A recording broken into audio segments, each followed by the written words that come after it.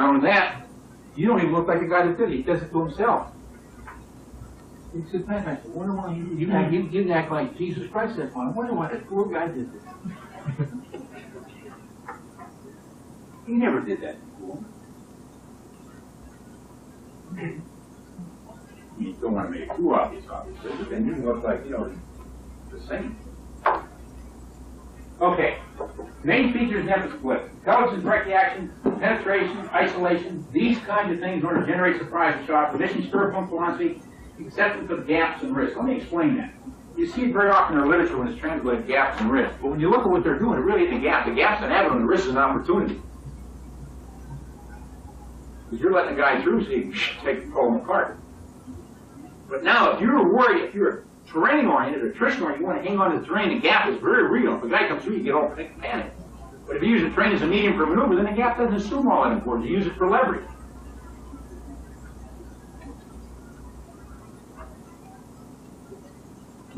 Echelon and depth. In fact, that's what happens to some people. They have a little tactical reverse. Christ, they start to panic and they make it even worse. You got to think, say, wait a minute, maybe that didn't work out tactically, but is that guy stepping in the bag in another direction? I can hold it from a different direction. Don't take him on another direction.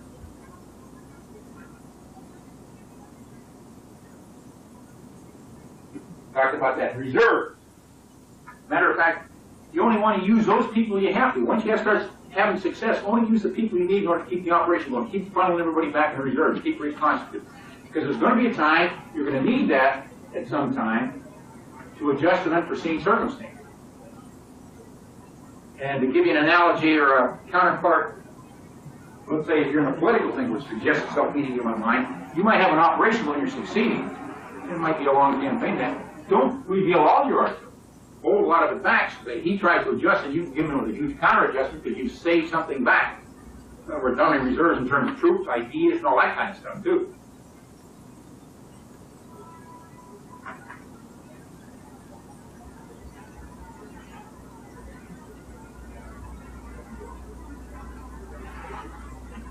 You don't want to save too much back for losing, I might add, because then we're down too. But I'm saying where you have that opportunity, don't expend everything. Because in a sense you tend to reveal yourself and start to become more motivated. Okay, posture, positions, alternatives, we already talked about that. So, when you said it was a outblitz the blitz, in a sense, as I said, it's a reverse blitz. Like when we had Ball here, it was very interesting. There was a meeting where they talked about long argument of offense and defense. And he's looking here, beady-eyed, can't figure out why they're getting all these things. He said, finally, he said, hey, look, there's no difference between offense and defense. You just defense, you start later. They start to play. So what about the use of terrain? He said, there's no difference. You use terrain on offense and you use it on defense, too. He said, if you start thinking the other way, you start becoming passive and make mistakes.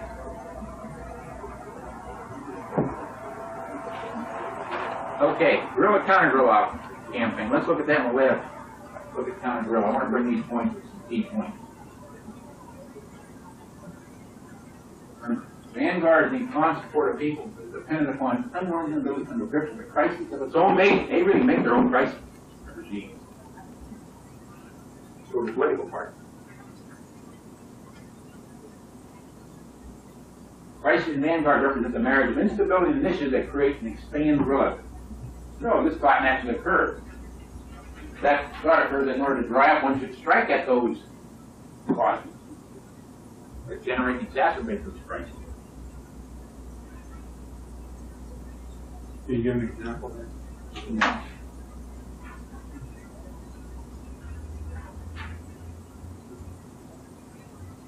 Counter-guerrilla campaign.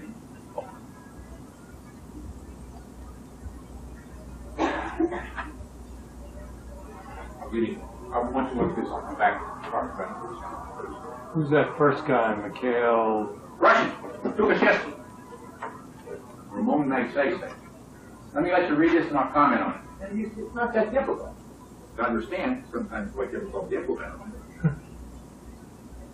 But here's where we normally have our props, these first two bullets. You also might want to read my star down here too. I've been working the wrong side.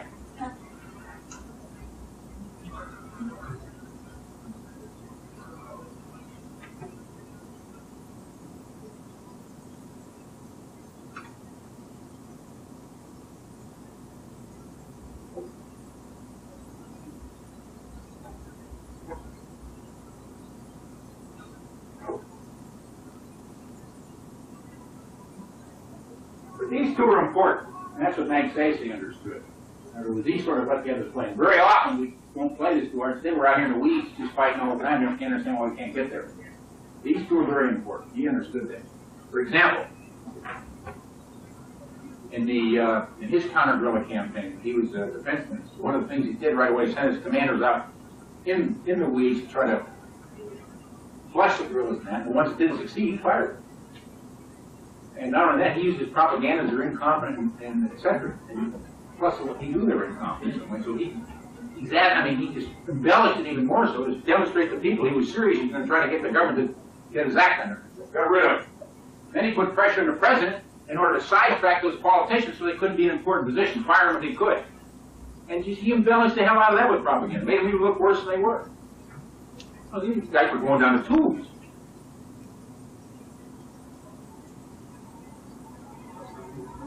So once you start doing that, you start demonstrating by acts that you're serious about this, you want to change, then you can start infiltrating their movement, because now you start getting population on your side, you start to penetrate inside their system. When you get inside their system, then you start playing these kinds of games rather than having them done to you. Recent example, Weinberger made a very serious mistake. He came off looking like an idiot. He goes out there and defends that goddamn divat when it was a piece of junk. And eventually, he was forced to cave in. But he didn't get a lot of political leverage out of it because everybody knows he was forced to cave in. You know what the divat is, don't you? The Sergeant York, the air defense system. I happen to be a little bit familiar with it because I know the guys, real guys in the building that worked the problem. With the junk, they knew it. They just played every game they could. They leaked it everywhere. People kept the heat on. The Weinberger finally had to quit. In fact, there was one Marine Lieutenant Colonel who did a good job. Another point is What should have Weinberger done? He should have trashed it earlier. Did that Marine Lieutenant Colonel have access to Weinberger and tell him that it was a piece of junk? No. Because the intervening layers wouldn't let him get access, which I'll come back to in a minute. It's very important. You're on to a very important point there. I'll come back to that later. Just hang on, that's a very important thing you're talking about. In other words, Weinberger was the emperor who has no clothes.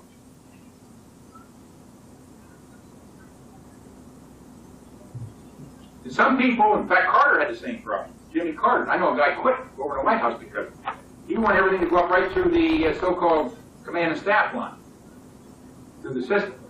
Well, that's guaranteed. The emperor has no clothes. You're gonna walk around naked all your life if that's the case. You've got to set up informal loops. And you better have those informal loops everywhere. I don't care whether you're down below or up topside. I'll cite my own case to illustrate that point. I was a major in the Air Force, working in the Pentagon, and I was talking directly to the Chief of Staff, and nobody in between knew it. I was part of an informal loop. I can talk about it now, I'm retired. And then how it happened one day was I was sitting in my office down there, I was doing some stuff on the FX, which is the F-15, and this exec came down, who worked for Connell, and he told everybody else, he just out, he said, "Can I talk to you alone?" I said, "Yeah." "You know who I am?" "Chief's got a problem." "What's that got to do with me?" "He told me to come talk to you. Here's the information he gets. Is it right?" I said, "No." "So how do we get the right information?" "Oh, that's easy. I said, I'll provide it, but he can't let on that he even has that information. But it'll give him a basis for asking questions so he can suck out the right information. You don't have to protect loops." So, I said, here's what he's going to get. I said, here's what he should get. And so when Connell was, he gets up here and starts rubbing his head. Geez, God, he was be right. Can we take another look? Of course, you know it's absolutely ugly. And of course, that didn't take. So the guy said, "Now, how do we get it to take?" I said, "Always a way to get it to take." Now, when you hold the next meeting with the chief, have the chief say, "You know, he's so bothered by this and upset that he could play real good, that maybe we get an independent team in there to look at it, have a fresh view of it." Well, Christ, nobody wants their turf invaded. Guess what? They coughed out the right answer. We'll never get an independent team in there to take a look at it. Ooh.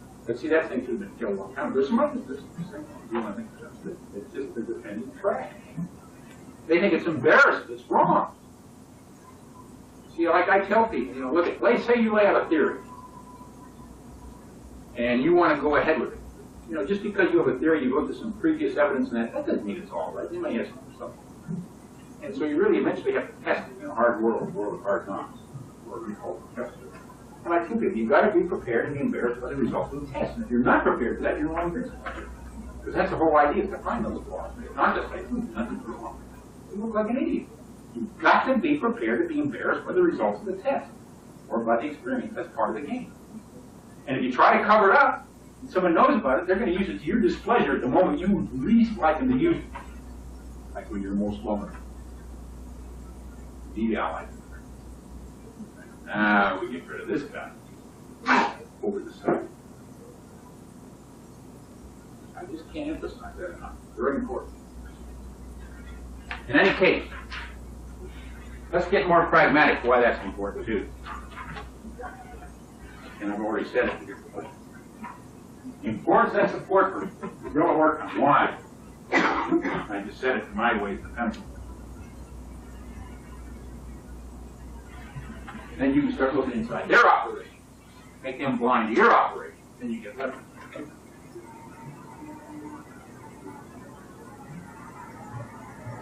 Okay, let's take a 5-minute break. We'll come back and go over the categories. I want to give you a clue because that won't take long to go through. So let's look at the categories of conflict. And I'm going to phrase it a little differently, but I'll show you how I'll tie it back to moral, mental, and physical. And so we're really talking about 3 kinds from military viewpoint: attrition, maneuver, and moral. And all I've done here is laid out some salient examples. These are not exhaustive examples. You might have some in your own mind. Which you can attribute to attrition, warfare, maneuver, conflict, or moral. I'll let you look at them, and I'll make some comments.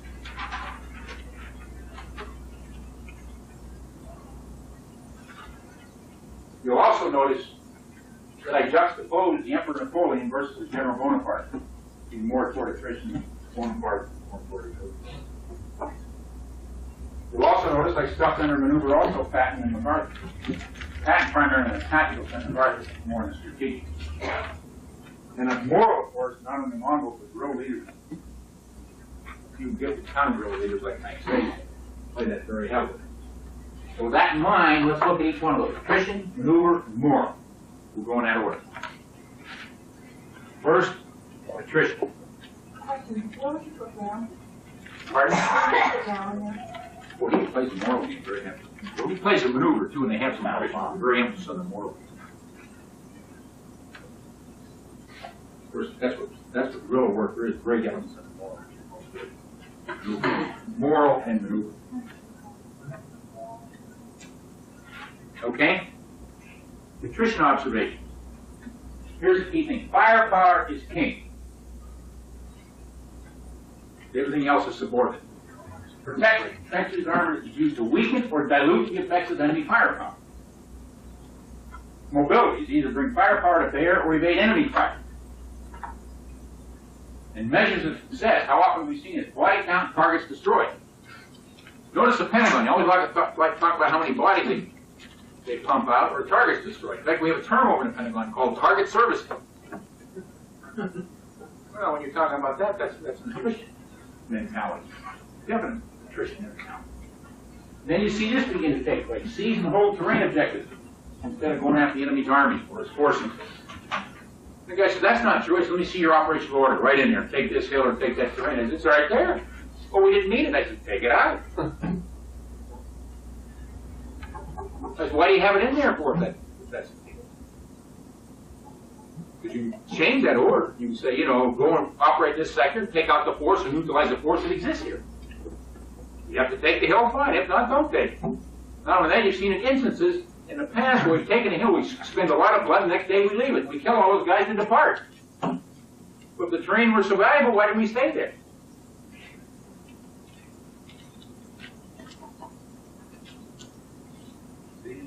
The arguments tend to fall apart.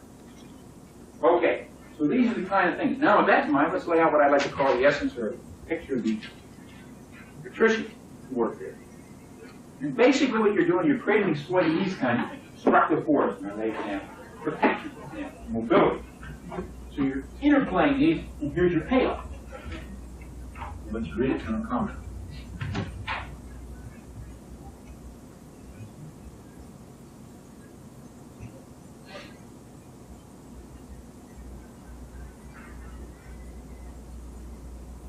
And note this.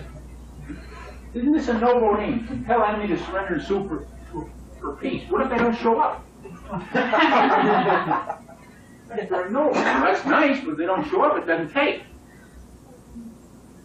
What do you get out of that image or picture that I display there? Anybody? What? Keep going. You're right on. What did you say, Tom?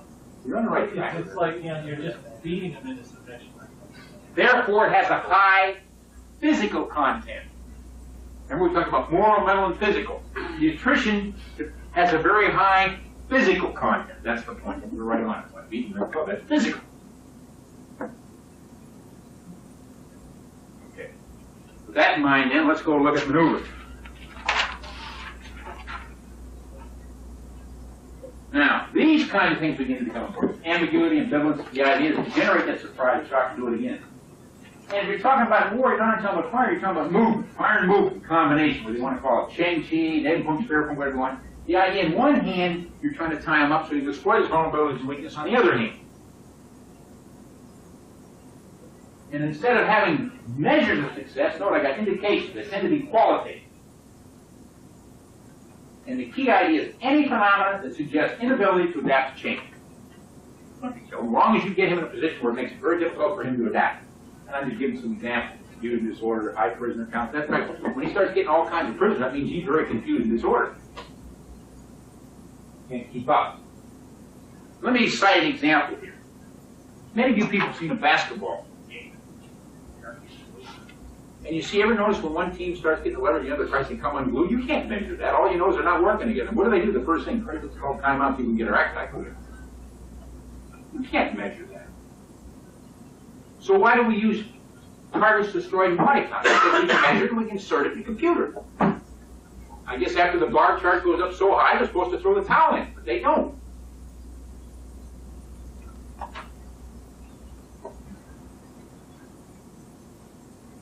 Guderian, when he went through France, another example. He sensed it. He said, my God, I can smell a rotten French army. Now's the time to go for it. Couldn't measure it. Now's the time to really stick it in good and hard. And they did. At least until they got to Dunkirk. Remember, if you look at a campaign, they were trying to make them go slower than that. Over the hill, and they just diving right into their system. Consider the Iraqi or Iranian war somewhat like this falling into this? I haven't looked at that. They're back to Verdun, World War I. You know, they're attrition war. Oh, back into not maneuver, attrition. And they're just, you know, pumping bodies and people and artillery back and forth.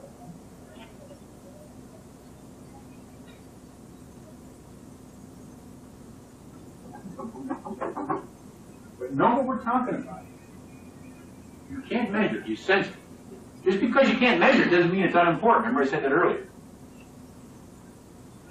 How do you put pressure in a computer? How do you put inability to keep up into the computer in a mental sense?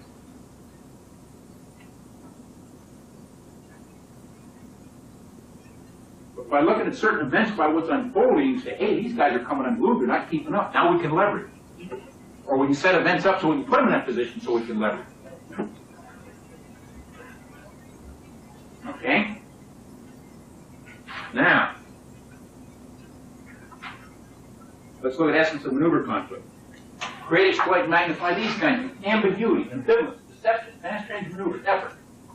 Note what I got here. Let's define ambiguity. Alternative or competing impression events as they may or may not be. In other words, you want to pump a number of impressions in a guy's mind. Because he's got to sort that out. What does that do? It generates many non-cooperative centers of gravity, many non-mental cooperative centers of gravity. Slows down. Makes it more difficult to adapt. Can't keep up.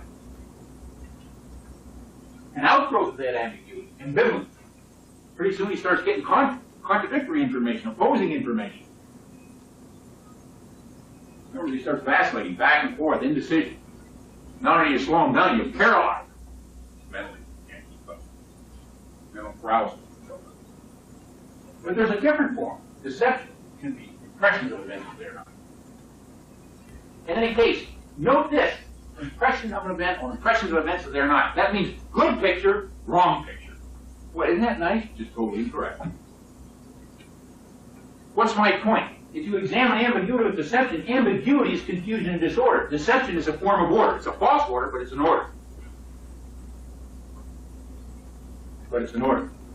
Now, it turns out people who are familiar with these things, you can generate ambiguity more rapidly than you generate deception. The reason why you generate confusion and disorder more than you generate order. It's quicker. Not only that, it's less risky. So ambiguity is faster and more risky. On the other hand, if you realize the deception, there's enormous leverage. Yet you read military history, they don't talk about ambiguity, they always talk about deception. They just can't say ambiguity. A little hard to understand. And some of his maneuvers, he was really talking about ambiguity. He never said the word. He kept saying deception. That's not deception. I might add, he's not the only one. So one is less risky, rapid, more rapid, ambiguity. Riskier, takes longer, more living.